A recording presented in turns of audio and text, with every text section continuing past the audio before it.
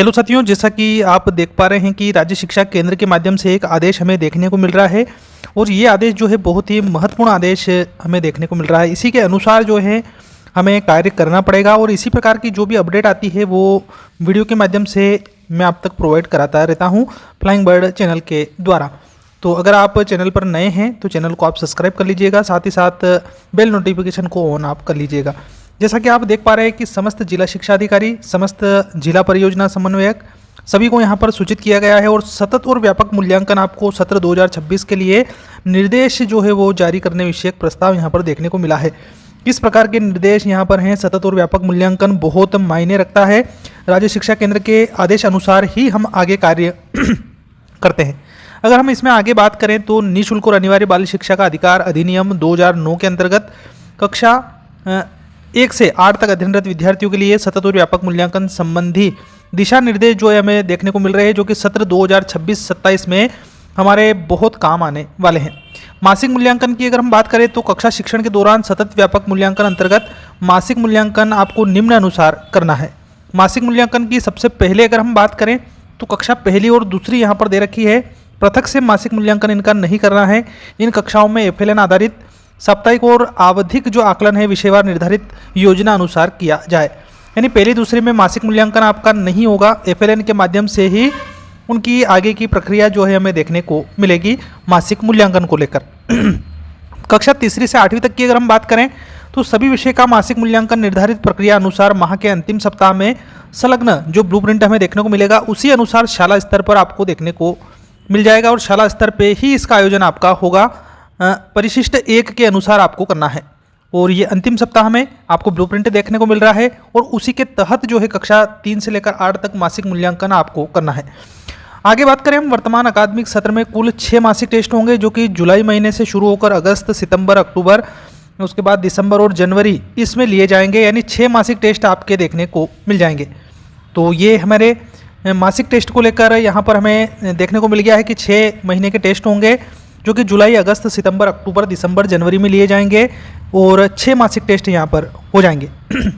मासिक मूल्यांकन के लिए कक्षावार प्रत्येक विषय हेतु निर्धारित मासिक पाठ्यक्रम अनुसार 10-10 अंकों के लर्निंग आउटकम्स आधारित गुणवत्ता युक्त प्रश्न पत्र बनाया जाए। मूल्यांकन में मौखिक प्रश्नों को भी शामिल किया जाए। मौखिक, लिखित दोनों प्रकार की आपकी परीक्षाएं होगी और 10-10 अंकों के ये जो मासिक टेस्ट है वो आपको देखने को मिल जाएंगे। इस हिसाब से मासिक जो है आपके टेस्ट के 60 अंक यहाँ पर निर्धारित हो जाएंगे। 6 टेस्ट के हिसाब से प्रत्येक विषय की मैं यहाँ पर बात कर रहा हूँ। अब 6 विषय आपके अलग अलग होंगे, उसी हिसाब से जो है नंबर आपके डिसाइड हो जाएंगे। मासिक मूल्यांकन की उत्तर पुस्तिकाओं की जांच करते समय विद्यार्थियों की कापियों में त्रुटि से जो भी जहाँ पर त्रुटि हो लाल पेने से गोला लगाना है और सुधार करना है। व्यक्तिगत फीडबैक टिप देना है और पुनः अभ्यास उनको कराना है। जो भी बच्चे अगर कमज़ोर पाए जाते हैं या किसी प्रकार की कोई त्रुटियाँ निकलती है तो वहाँ पर आपको फीडबैक भी देना है, टिप भी देना है, पुनः अभ्यास उनका करवाना है। मासिक टेस्ट संबंधी समस्त अभिलेख शाला स्तर पर कक्षा विषय शिक्षक द्वारा संधारित किए जाए। जो भी कक्षा विषय शिक्षक है उन्हीं के माध्यम से मासिक टेस्ट आपके लिए जाएंगे और अभिलेख जो है वो भी आपको वहीं पर तैयार करना है, प्रश्न पत्र से लेकर सारी चीज़ें। विषय शिक्षक द्वारा मासिक मूल्यांकन उत्तर पुस्तिकाओं का प्रश्नवार और छात्रवार विश्लेषण करके लर्निंग गैप्स की पहचान करनी है और दक्षता जो है पूर्ण उनको करवानी है। अब आगे बढ़ते हैं हम। कक्षा 3 से लेकर 8 में जो भी अध्ययनरत विद्यार्थी है उनके लिए प्रतिभा पर्व का आयोजन होगा। प्रतिभा पर्व का आयोजन किस प्रकार से होगा? तो समस्त जो प्राथमिक माध्यमिक विद्यालय शालाएं हैं प्रतिभा पर्व का आयोजन इसमें होगा और प्रतिभा पर्व कार्यक्रम अंतर्गत शाल की जो व्यवस्था है उनके संचालन की स्थिति, बच्चों की शैक्षणिक उपलब्धियों का जायजा लिया जाएगा, गुणवत्ता सुधार हेतु प्रयास किए जा सके, शैक्षणिक मूल्यांकन के आधार पर बच्चों की अकादमिक आवश्यकता जो है उनका पता हो और इसी माध्यम से पठन पाठन में जो भी मॉनिटरिंग है, लर्निंग गैप्स है उनकी पहचान होगी। पालक और समुदाय की इसमें सहभागिता सुनिश्चित होगी। साथ ही साथ पालक शिक्षक बैठक, SMC की बैठक आयोजित करके शैक्षणिक उपलब्धियों को साझा किया जाए प्रतिभा पर्व के आयोजन के तहत। अब प्रतिभा पर्व वर्ष 2026-27 की अगर हम बात करें तो कक्षा 3 से लेकर 8 तक विद्यार्थियों के लिए किस प्रकार की गतिविधियां यहाँ पर सुनिश्चित करनी है यहाँ पर हमें देखने को मिल रही है। जैसा कि हम कक्षा 1 और 2 की बात करें तो FLN के अनुसार जो विषयवार है वो आपको योजना अनुसार इसका क्रियान्वयन आपको करना है।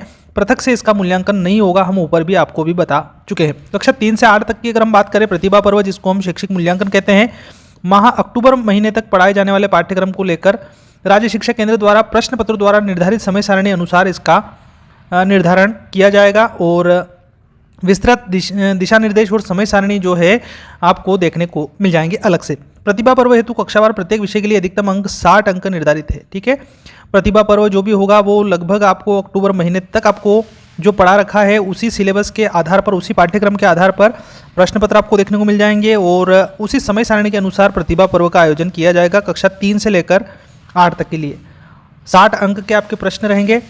बाल सभा का आयोजन अगर हम बात करें तो शैक्षिक मूल्यांकन के आयोजन के उपरांत अगले कार्य दिवस में बाल सभा का आयोजन हो। बाल सभा विद्यालय का वार्षिक उत्सव होगा। वार्षिक उत्सव में विभिन्न साहित्यिक, सांस्कृतिक, खेल गतिविधियों को शामिल किया जाए और इस प्रकार की जो है गतिविधियां आपको आमंत्रित करनी है। प्रतिनिधि पालक को आप आमंत्रित कर सकते हैं। बाल कैबिनेट का गठन आपको करना है और उसी के माध्यम से जो है आपको आगे की जो गतिविधियां हैं उनका आयोजन आपको करना है। और जो भी सर्वाधिक उपस्थित रहने वाले बच्चे हैं उनको जनप्रतिनिधियों के माध्यम से पुरस्कृत भी करवाना है। अब अशासकीय शालाओं में 5वीं और 8वीं के अर्धवार्षिक मूल्यांकन की ओर अगर हम चलें तो अशासकीय अनुदान प्राप्त जो भी 2.5 करोड़ प्राप्त मदरसे हैं, अर्धवार्षिक जो मूल्यांकन है उसका आयोजन अक्टूबर माह तक पढ़ाए गए पाठ्यक्रम के आधार पर राज्य शिक्षा केंद्र के द्वारा जो भी निर्धारित समय सारणी है, ब्लूप्रिंट है, उसी के आधार पर होगा।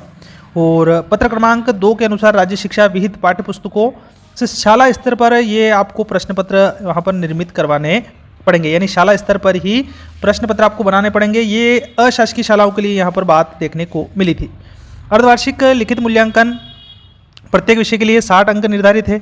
कक्षा 5 और 8 में विद्यार्थियों के विषयवार प्राप्तांकों की परिस्थिति जो आपको करना है वो राज्य द्वारा विकसित परीक्षा पोर्टल पर संस्था प्रमुख या कक्षा शिक्षक के द्वारा आपको करनी है। यानी जो अर्धवार्षिक आपका मूल्यांकन होगा उस मूल्यांकन के बाद जो भी प्राप्तांक है उनकी प्रविष्टि जो है वो पोर्टल पर आपको करनी है ऑनलाइन।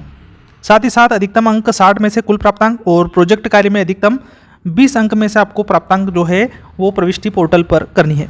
सॉफ्टवेयर द्वारा स्वतः इसकी गणना की जाएगी। जो भी आपके अंक है केवल आपको चढ़ाते जाना है, बाकी गणना जो है सॉफ्टवेयर के माध्यम से आपको देखने को मिल जाएगी। शासकीय शालाओं में वार्षिक लिखित मूल्यांकन की अगर हम बात करें कक्षा 1 से 4 तक की करें और 6 से 7 के लिए करें, क्योंकि 5वीं 8वीं जो है बोर्ड परीक्षाएं आपकी रहती है। कक्षा 1 और 2 में FLN आधारित आकलन विषयवार योजना अनुसार पूर्व प्रसारित निर्देशानुसार करना है और इसका पृथक से अलग से किसी प्रकार का कोई मूल्यांकन आपको नहीं करना है पहली दूसरी के लिए। अब हम तीसरी चौथी की बात करें और छठी सातवीं की बात करें तो मुख्य विषय के प्रश्न पत्र आपको राज्य शिक्षा केंद्र के माध्यम से मिल जाएंगे और समय सारणी भी आपको मिल जाएगी। साथ ही साथ जो भी दिशा निर्देश भी आपको अलग से मिल जाएंगे। वार्षिक लिखित मूल्यांकन के लिए अगर हम बात करें तो प्रत्येक विषय के लिए 60 अंक निर्धारित रहेंगे। प्रोजेक्ट कार्य के लिए 20 अंक आपके रहेंगे। 2 प्रोजेक्ट कार्य पूर्ण किए जाएंगे और प्रत्येक प्रोजेक्ट के लिए 10 अंक आपके देने हैं और ये शाला स्तर से कक्षा शिक्षक विषय के द्वारा कार्य आपको करवाना है। वार्षिक लिखित मूल्यांकन और प्रोजेक्ट कार्य में विद्यार्थी को पृथक पृथक 33% अंक जो है वो प्राप्त करना अनिवार्य आपका रहेगा। साथ ही साथ परीक्षा जो फल रहेगा उसमें मासिक टेस्ट, प्रतिभा पर्व अंतर्गत शैक्षिक मूल्यांकन, वार्षिक लिखित मूल्यांकन, प्रोजेक्ट कार्य और इसका जो अधिभार है वो निम्न हिसाब से आपका देखने को मिलेगा। मासिक मूल्यांकन उसका अधिभार आपको अधिकतम 10 अंक लेना है। प्रतिभा पर्व और शैक्षिक मूल्यांकन जो लिखित होगा इसके अधिकतम 20 अंक आपके रहेंगे। वार्षिक मूल्यांकन पूरा अधिभार आ जाएगा 60 अंक का। वार्षिक प्रोजेक्ट कार्य आपके 10 अंक के आपको देखने को मिल जाएंगे अधिभार के तहत। तो ये यहाँ पर 100 अंक जो है पूरे आपको देखने को मिल जाएंगे। इसी हिसाब से उसका प्रतिशत जो है वो भी निकल जाएगा। वहीं 7वीं वार्षिक परीक्षा परिणाम में E ग्रेड प्राप्त करने वाले विद्यार्थियों को उपचारात्मक शिक्षण कराना है और मूल्यांकन के उपरांत कक्षोन्नति उनको प्रदान करनी है। अशासकीय शालाओं में अगर वार्षिक मूल्यांकन की बात करें हम तो 1 से 4 की बात करें और 6 से 7 की बात करें। वार्षिक मूल्यांकन का आयोजन शाला स्तर पर जो भी प्रश्न पत्र आपके निर्मित होंगे उसी के अनुसार आपको करवाना है। अब 5वीं 8वीं की बात करें हम तो चाहे हम शासकीय की बात करें अशासकीय की बात करें तो राज्य शिक्षा केंद्र के संदर्भ में पत्र क्रमांक जो 184 आया था जो कि 26/5/2026 को पाठ्य पुस्तक जो भी है उसके आधार पर प्रश्न पत्र आपके मिलेंगे और समय सारणी जो है आपको अलग से देखने को मिल जाएगी। संभावित परीक्षा की बात करें हम तो फरवरी-मार्च 2027 में वार्षिक लिखित परीक्षा का आयोजन आपका देखने को मिल जाएगा। वहीं वार्षिक लिखित परीक्षा में अधिकतम 60 अंक और प्रोजेक्ट कार्य आपके 20 अंक रहेंगे। प्रोजेक्ट कार्य आपका अधिकतम 10 अंक निर्धारित है और प्रोजेक्ट कार्य के प्राप्तांक जो है वो कक्षा शिक्षक के माध्यम से, संस्था प्रमुख के माध्यम से ही आपको देने हैं। अगर हम बात करें प्रतिभा पर्व 5वीं 8वीं की बात हो रही है, लिखित के अधिभार आपका 20 अंक यहाँ पर रहेगा। वार्षिक परीक्षा लिखित की बात करें 60 अंक में से, और प्रोजेक्ट कार्य आपका अधिभार 20 अंक का यहाँ पर देखने को मिल जाएगा।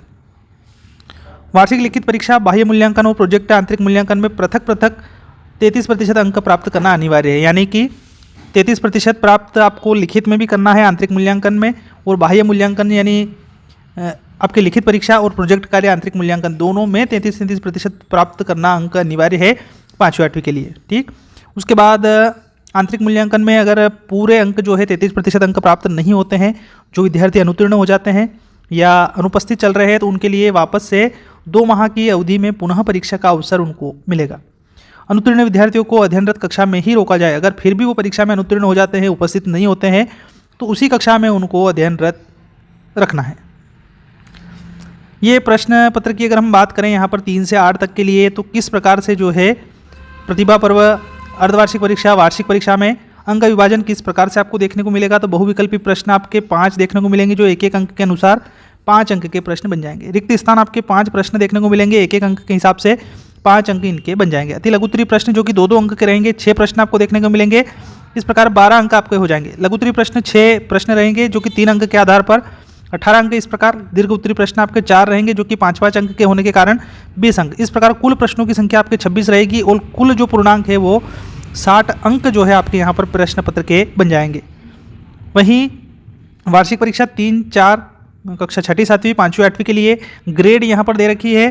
किस प्रकार की जो ग्रेड रहेगी वो आपकी 85% से अधिक होने पर A+ आपको देना है, 76 से 85 होने पर A आपको देना है, B+ के लिए 66 से 75 के बीच में, B के लिए 56 से 65, C+ के लिए 51 से 55, C के लिए 46 से 50 और 33 से 45 D, और 33 से अगर कम आता है तो सुधार योग्य होगा, वो E ग्रेड में आपका बच्चा देखने को मिलेगा। वहीं 5वीं 8वीं के लिए अलग से ग्रेड हमें देखने को मिल रही है, ये ग्रेड आप यहाँ से देख लीजिएगा। 3 से 8 के लिए सह शैक्षिक और व्यक्तिगत सामाजिक मूल्यांकन जो है वो अलग से ग्रेड आपको प्रदान करना है। अब अगर हम और आगे बढ़े और बात करें परीक्षा परिणाम अभिलेख पत्रक की, तो कक्षा 3 से लेकर 8 तक के प्रत्येक विद्यार्थी के मासिक टेस्ट की बात करें, प्रतिभा पर्व अर्धवार्षिक की बात करें, वार्षिक मूल्यांकन की बात करें, सह शैक्षिक व्यक्तिगत सामाजिक गुण, इन सब की अगर हम बात करें तो सभी जो अभिलेख है वो शाला स्तर पर संधारित किए जाएंगे, तैयार भी वहीं पर करना है। विद्यार्थी की प्रगति को समग्र प्रगति पत्रक में भी ग्रेडवार अंकित आपको करना है। समग्र प्रगति पत्रक पर प्रधानाध्यापक की पदमुद्रा और हस्ताक्षर भी आपको करवा देना है। ये सामान्य सी बातें हैं। पालक शिक्षक की बैठक की बात करें तो 2 माह में कम से कम एक बार जो है शिक्षक पालक संघ की बैठक जो है वो आपको करवा देनी है।